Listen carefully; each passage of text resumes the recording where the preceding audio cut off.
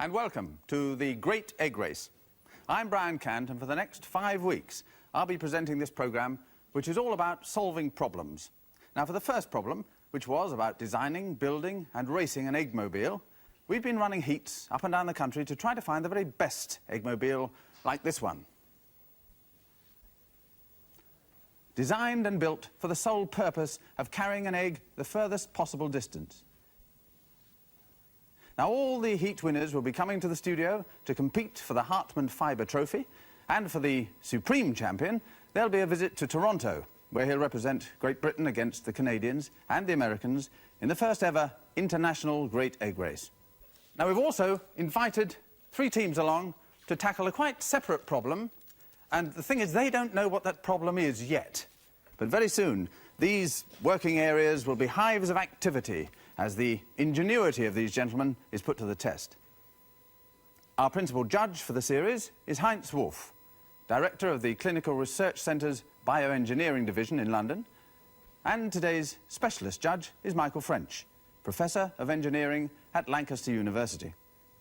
And so to the teams from EMI, we have Robert Woolley, Andrew McIntosh and David Bell.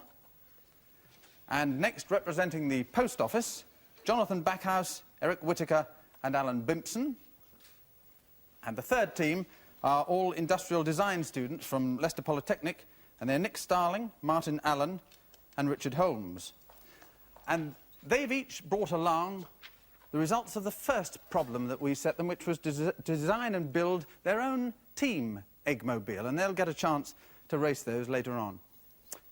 But what, you may ask, is all this egg racing about? Well, to find out, let's ask Charlotte Allen, our egg racing reporter. Charlotte. Thank you, Brian. Well, it's all about getting as much energy as possible out of one of these, a small elastic band. It's an idea that started a couple of years ago in Canada as a bit of fun, really, but it is fun with a purpose because it concerns the most efficient use of energy. I mean, goodness knows we all hear enough these days about the need to conserve energy and the need to use the energy that we have more effectively. So what we're doing is saying, okay, here is one very simple source of energy. Now let's see how we can get the maximum output from it. And one way of illustrating that particular challenge is to build an eggmobile, is to build a machine which will carry one 70-gram egg the farthest possible distance along a track, using only one rubber band as a power source. But why do we use an egg? Well, there's several reasons, really. One, of course, is that it's a very simple payload. But the other is that it's a very fragile one. So the whole business of moving it demands very careful thought, as indeed does the whole question of how best to use your rubber band. Now, really, basically, there's only 2 things that you can do with it, but opinions differ as to which is the most effective. The first thing that you could do would be simply to stretch it. But if you do that, you've got a problem, because what you want is a controlled release of energy. In other words, you want this thing to contract slowly. And in order to get it to do that, you're going to have to design some sort of gearing system. Well, the other thing that you could do would be to twist it. But if you do that, you've got another problem, because what you're doing is you're building in friction, and you're going to be using part of that energy to get rid of that friction. And that's only 2 of the problems.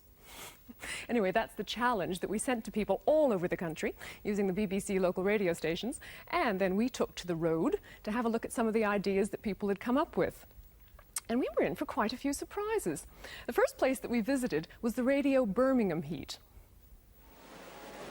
Right, well, this is Richard Gilly getting his eggmobile double yoker set to go. It's a very, very critical business, this, getting the elastic band to exactly the right tension. Manchester, I believe, hold their regional... Especially since he's made some adjustments to this machine after his first run. His first run he only went 9.77, and he's hoping for much better things on this one. He relies on this machine on a friction gear drive. This is second run. And for his second run, he's changed the diameter of one of the 2 gears. It's just simply a question of whether or not the glue's dried, I think. Well, on the starting grid now is a machine that's been causing a lot of interest in the crowd here. You can see, if you look closely, the egg in the cockpit there is named Albumin, which will give you an idea of how seriously they're taking this thing. Right, he's been given the off and he's away. It's a very simple design, this, actually. It's a sort of large tricycle, and it uses a rubber band stretched straight to pull a thread around the drive axle, and that's the way it works. And I'll tell you what, it gets up a terrific speed as well.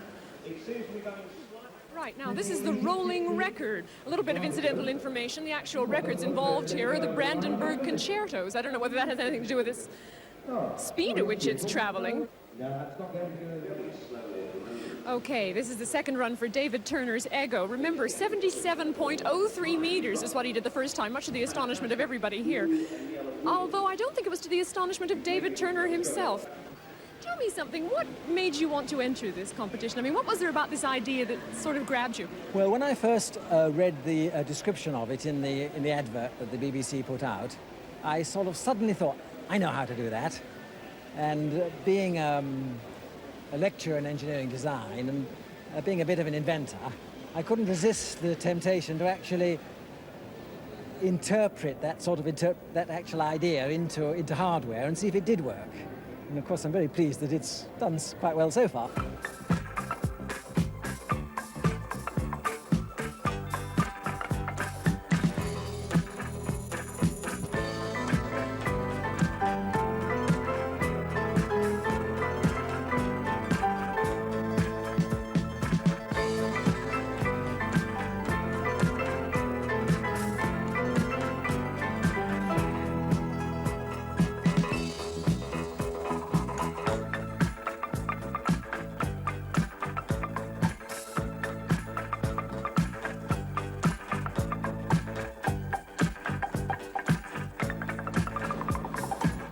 Hello and welcome to the Arndale Shopping Centre here in Manchester, where we're just about ready to start another of our great egg races. There's an amazing crowd here today, and latest count showed that we had some 14 eggmobiles, all different shapes and sizes, and one of them seems to be covered in feathers. So I'd say we were in for quite an afternoon. And here comes the aptly named clucking egg. It looks as if somewhere in these parts is a perfectly bold chicken. I have to tell you, this one is a great favourite with the audience here. I think we should be giving marks for style. And my little chickadee is off, and it looks as if she's gaining momentum as she goes. This is an interesting system, actually. It's a sort of double pulley system he's used. He's used a paintbrush to make the axles and bits of shuttlecock for the bearings, and it looks as if it's a good plan. He's 9, 10, coming up to 11 meters, and he hasn't lost any momentum at all. And this is Kotzebue making one of the fastest getaways that we've had in the race so far. Look at that! Okay, here goes a machine called Wildcat. Barry Lockwood had some trouble with this one, actually. First of all, the rubber band broke, and then a bit of string broke, but it looks as if he's obviously got the system together now because she's going beautifully. 37. I think we've got a winner here. 38. Definitely the winner so far. 39. 40 meters, twice the length of the track, and it's turn round again. Standing in third place is Kotzebue, having covered a distance of 36.45 meters, and just a little bit further than that, 37.38, My Little Chickadee. But the out-and-out clear leader so far, with an incredible 61.60 meters, is Wildcat.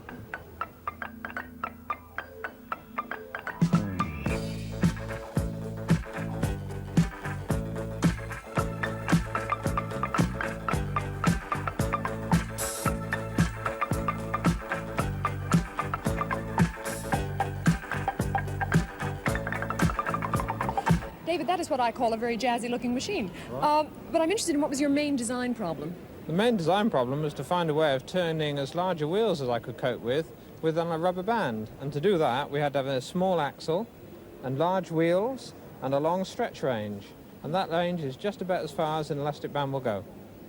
I have to ask you this. Why have you got the little doings over the egg there? Keep it dry.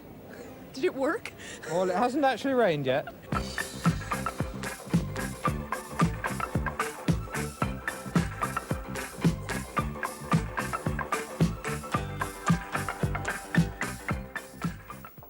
And with us today are the champions of those two heats. From Radio Manchester, Barry Lockwood. From Radio Birmingham, David Turner. And also the Radio Brighton winner, Piers Plummer. Now, they'll be competing shortly, but at the moment, the EMI team is on the track for part of the team competition. So, how's it doing, Charlotte? Well, this is its third attempt. After 2 runs, it was lying second with 62 meters, but it was only just in second place. The post office was in the lead with 63.20 meters. The principle that they're using with the rubber band is that they've twisted it, but they've used a sort of double twist. In other words, the center of the band stays stationary, and it's twisted on either side of it, because otherwise you need to use a bearing to support the egg, and that means that you've got one more bit of friction built in. And it looks like it's come to a stop. It's certainly beat its previous best of 62. Whether it's beat the post office so far remains to be seen. Heinz, what is the final distance, in fact? It's 66.5 meters. So now the question is, can the post office beat that? This is another machine, in fact, that uses the principle of twisting the rubber band. They've computed that the band needs 50 turns for the best results. Apparently they've tried turning it 51 times, but it tends to snap. Actually, that whole business of turning the machines around is very interesting. It's very cleverly worked out. What, in fact, is happening is that the exact distance that the machine travels up the ramp is marked. It's then turned round without anything else happening to the elastic band and given exactly that same distance to travel down the ramp again, so that it has neither lost nor gained any energy.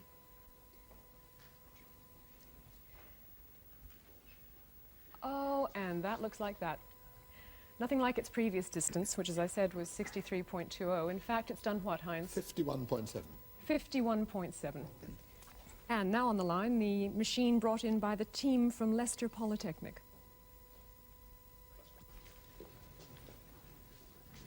Now that's what I call a very, very fast takeaway. The distance of this track, by the way, is exactly 20 meters.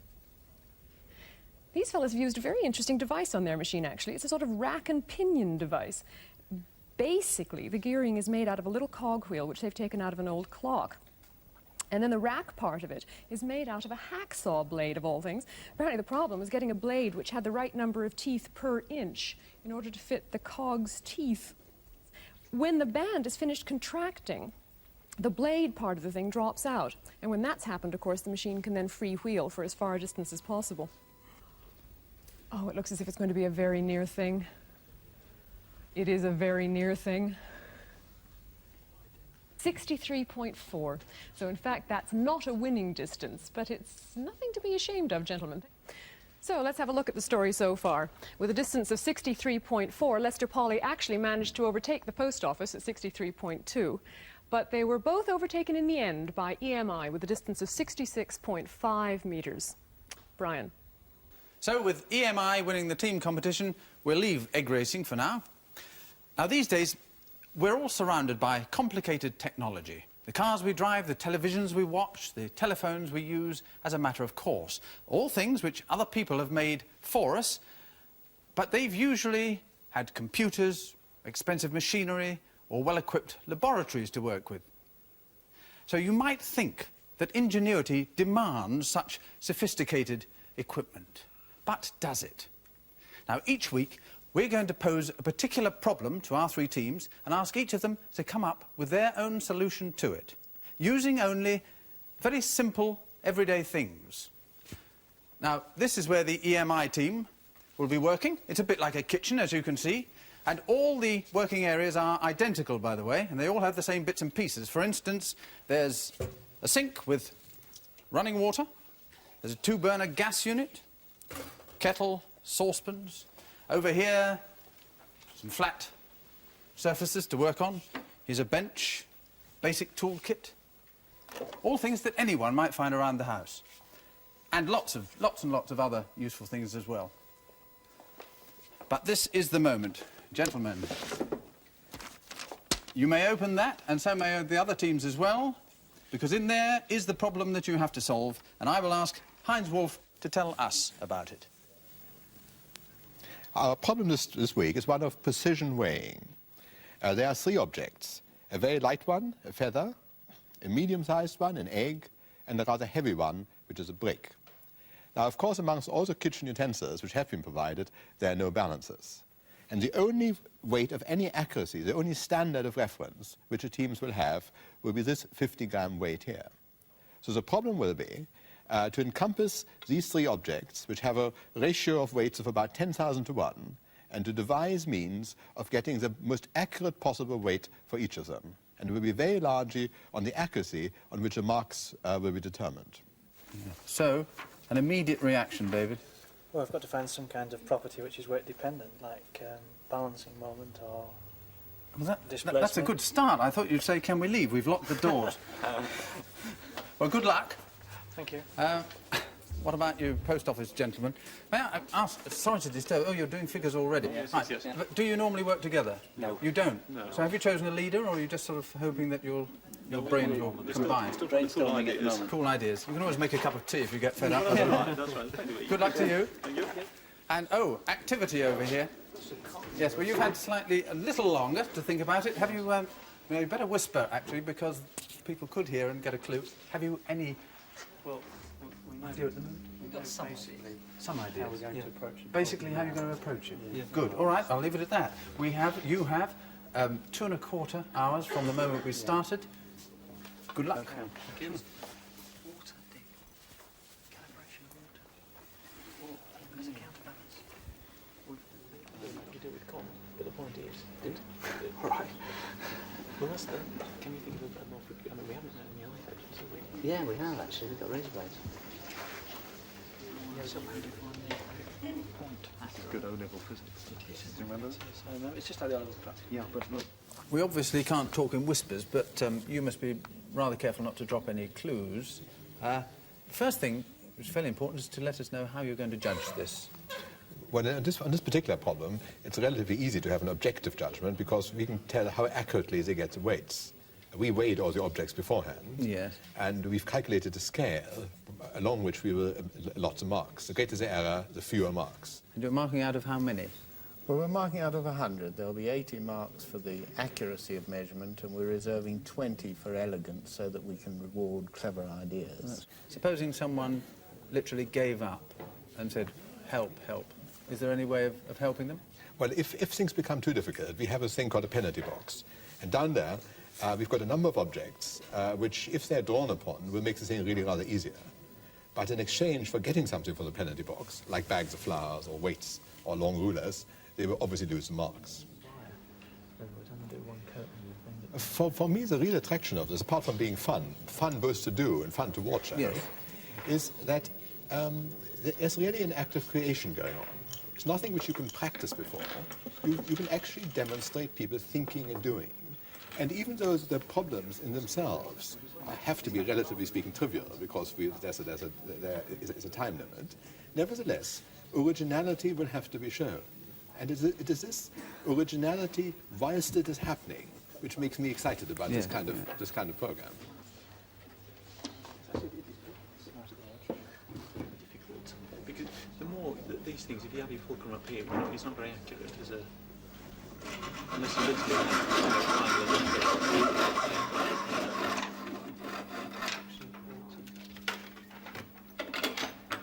Does it matter if they're inconsistent?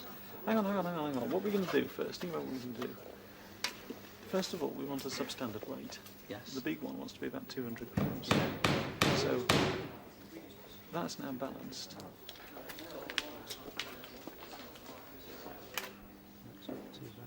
Try just sliding the straw out. There's no point in taking the straw through it. That's it. That's pretty sensitive, isn't it? Talk about the substandard weight, so the substandard bit of wood. Bits of wood there. Yes. Yeah. Right. Supposing we have one of... We make our... The ruler, the markings on the ruler. I mean, if they're actually touching each other, you can read off the scale accurately. But if they're separated by razor blades on each side, then you may have more trouble, because the razor blades will be covering up the markings apart from anything.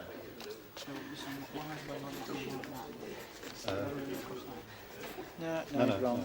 No. Razor blade edge on. Razor blade edge on like that, either side of the blade.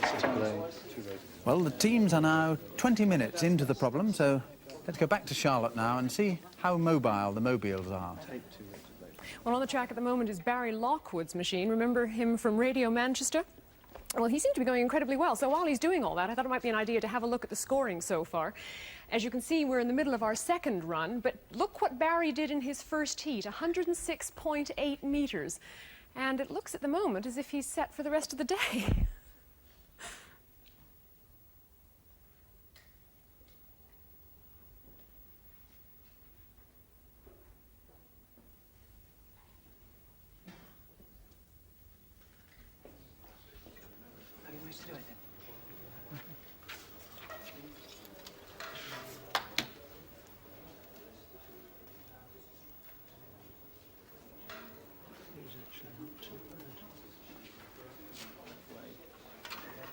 Well, you start Yeah, off we've at got the to end balance these against each other now, have we? There's nothing in. Well, what I was There's nothing in what them. I was going to do actually was to do one each way. And if you balance them against each other, It still doesn't tell you anything.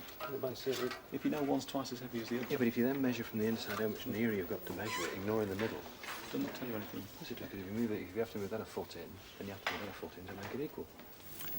Well, with 45 minutes on the clock, can I ask you for a brief reaction to how they're coping? Well, they've all started to make something, which is very important. They've got past the drawing stage and are constructing. They all appear to be making beam balances, some of them much larger than others. For instance, the post office is making a very large beam balance, but most of the other ones are rather smaller.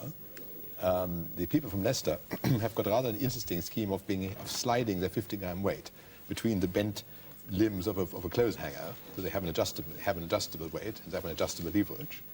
I don't know what you've seen, Michael, which... Yes, one of the things that's interested me is the subtle way the post office appear to have been levelling their beam by means of a piece of plastic tube. And What about the there's a lot of- EMI? well, they've been paying a lot of attention to how they make a pivot, and also going back to fundamentals and trying to decide how a balance ought to be designed. So they haven't, as yet, achieved very much, do you think? Or are they... Well, they've moved reasonably fast on in the that? last few minutes. I'd like to go and have another look. Should one perhaps say what the problem actually is? Because there's this very large ratio between the lightest thing, the feather, Yes. and the heaviest thing, the brick. What is the ratio? I mean, It's how enormous it's is rather more than 10,000 to 1. Yes. The one standard weight which they've got will have to be multiplied up in one case and divided down very considerably in the other case in order to get something which is even the same sort of ballpark as the items we want to weigh. It's only the egg, which is roughly speaking the same weight as a 50-gram weight. So I think what they've all realized by now is that they've somehow or other got to make substandard weights. They've got to make weights bigger than the 50 grams and smaller than the 50 grams in order to have any chance of getting the sort of accuracy which is required. Now, it might be a good moment now to go back to Charlotte and see how the eggmobiles are proceeding. And here, in fact, is the incredible distance that Barry Lockwood did, 140.74 metres. That is incredible. Just above it, however, you can see that Radio Birmingham was in trouble, and this kind of illustrates what this whole competition is about. Because what David Turner was trying to do here was to adjust his machine to get the lowest possible torque so that it would go the farthest distance. And in fact, he kind of overdid it, so the machine didn't have enough power to get more than 18.6 metres at its best, which is a pity. But the other machine that interests me a great deal is the Radio Brighton entry from Piers Plummer. Because Piers, 95.4 metres is a whole lot better than you did in Brighton, in fact. It certainly is. In fact, I've changed the design of this machine considerably since Brighton. You have? I have. What have you done to it? Well, in the Radio Brighton heat, I didn't have any of this gearing, and so the rubber band just went straight from the top shaft to the driving shaft. So it only went about 30 feet under power and freewheeled the rest. In this design, it's being driven nearly the whole distance, and so it goes a whole lot further, although slower. What's driving it, though? What exactly have you done at the top here? Well, the rubber band's connected to a cord that goes around this curiously shaped spiral. The idea of this is to provide a constant torque as the band unwinds. This then turns this large wheel, which winds on a thin cord, which unwinds off the central spindle and thus turns the wheels. I have a little trouble with vocabulary when it comes to all this. I mean, does this curiously shaped spiral have a name? Well, apparently it's called a fusee, and this was a device used in early clocks to compensate for the decreasing tension of the mainspring as it unwound. That's absolutely fascinating. Anyway, we've all learned something now. Yes. You're doing very well. David Turner's back on the track now, though, seeing if he can make any final adjustments to his machine which will get him back in the running.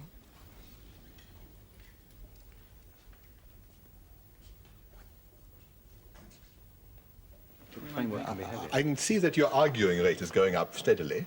How far have you got? We have a width for the egg, provisionally about 72.07 grams. Good, not at all bad. Yes. What are you going to do next? Measure small articles of around the 50-gram mark to try and make up the weight of the brick. So you're going upwards. You haven't really thought about the feather yet. We have thought about it, but come to no conclusion.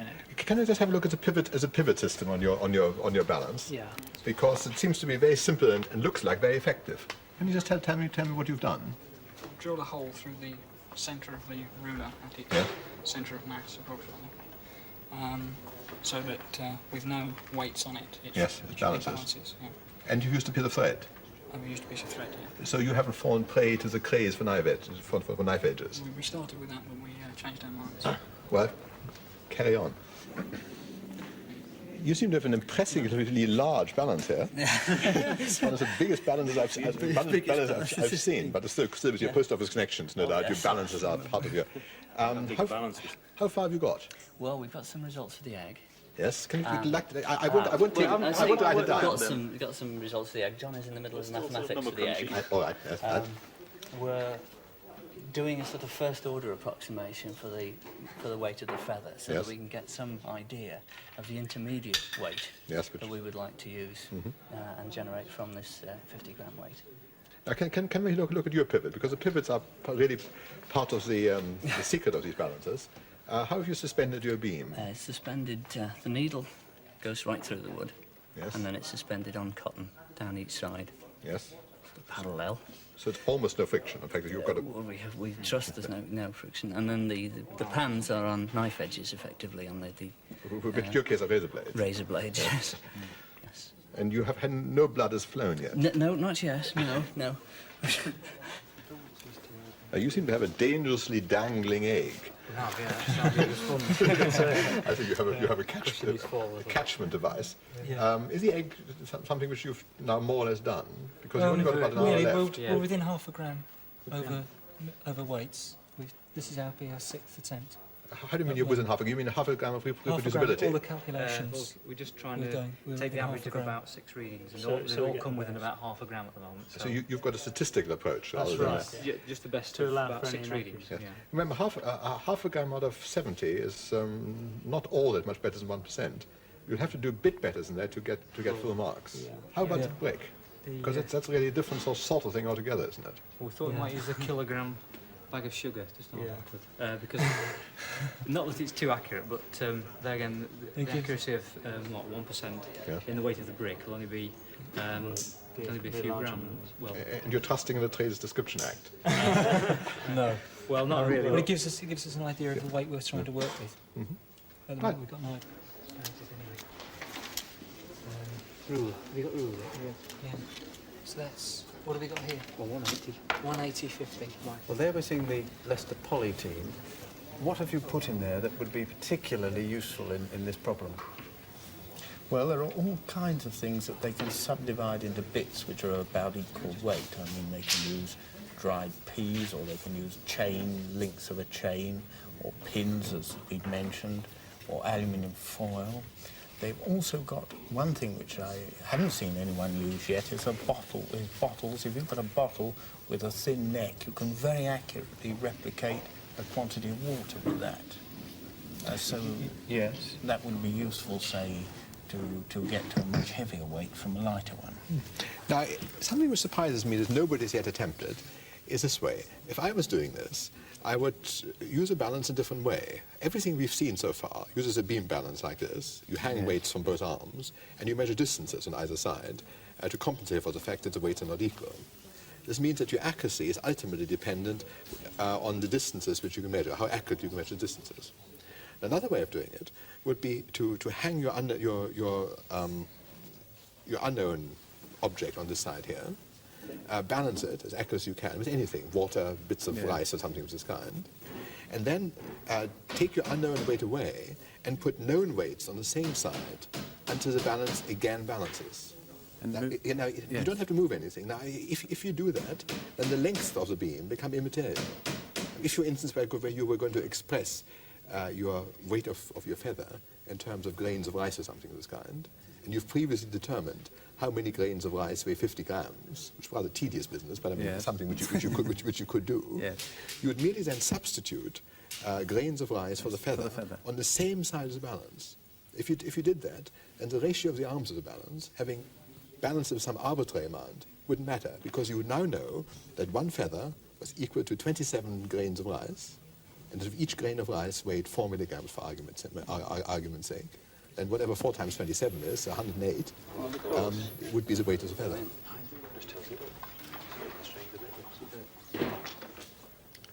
We've actually had one result from one of the teams for an egg. You have had a result? Yes, I won't tell you which team it is for the moment, but it's a very good result. Good. And I think that we'll now get to the stage when increasingly we will get results. I think we'll have all 3 egg results quite soon. And I think we may have the odd feather. That's all right. Bob on, yeah. So we've got to weigh the drill. Against the... Oh, we will take the measurements and then weigh the drill against the weight. Throw that writing out the window, because otherwise you get confused. Gentlemen, we're into the last few seconds. Sorry to bother you. Carry on with your calculations, but that's virtually it. Into the last run. Thank you. Hate to jog you. Yeah. And gentlemen of EMI. Oh, you've completed, have you? Just as well. Nothing else to measure? Good, because time is now up. Right. Can we have your calculations, please, for the judges, gentlemen, because they're going to need now to assess and work out just what has happened. And while all that is happening, let's go over to Charlotte Allen and see how the local radio champions are getting on. Well, the best that Piers was able to do on his third run there was 46.9 metres, so there's no question about it that today's overall winner is Barry Lockwood from Radio Manchester, who clocked up 140.74 metres. So, next week, that's the distance to beat. One of the things, the 50 gram weight, just having 50 grams and nothing else made it a lot more difficult. Well, it was meant to. Yeah, obviously. And so, the results, Heinz. Well, before I give the results, I can say that everybody's done jolly well, because in the restricted time, everybody's finished and everybody's turned in results, which bear a fair resemblance to the truth. Now, we've decided that on elegance only, that we'll mark them all the same, because there was nothing which was extra special. So we've given everybody, all 3 teams, 15 marks for elegance. Leicester Polytechnic achieved their best result for the brick, which actually weighed 1,119 grams. Their weight was 1,109. This means an accuracy of about 0.5%. EMI scored highest on their egg. The real weight was 72.19. Their weight was 72.07, and this makes an accuracy of rather better than 0.6%. And the post office obtained a result of 220 milligrams for a real weight of 209 milligrams, still just about 5%. Now, in the customary reverse order, I can tell you that the Leicester Polytechnic scored altogether 61 marks out of 100. The next one was the EMI, who scored 70 marks out of 100. And the winners, with a very remarkable feat of scoring full marks on 2 out of the 3 measurements, are the post office, who got within 6 grams of the brick. They got within 30 milligrams of the egg, and they got within about 10.5 milligrams as far as the feathers are concerned. And they, the winners of this contest, score 81 marks. I think it's been quite a remarkable contest for all of them, and I think that the scatter of marks being so relatively narrow shows how hard all 3 teams really tried. Thank you very much. Well, congratulations, gentlemen of the post office. Are you pleased with yourself? We are. Good, Yes, and so you should be. And thanks to the Poly team for coming along, and for EMI, thank you very much, and well done. And to our judges, of course. Next week, we'll have 3 more teams along with quite a different problem to solve, and also the local radio champions from London, Plymouth and Oxford, to see if they can beat the existing fantastic distance of 140.74 metres for the egg race. Until next week, goodbye.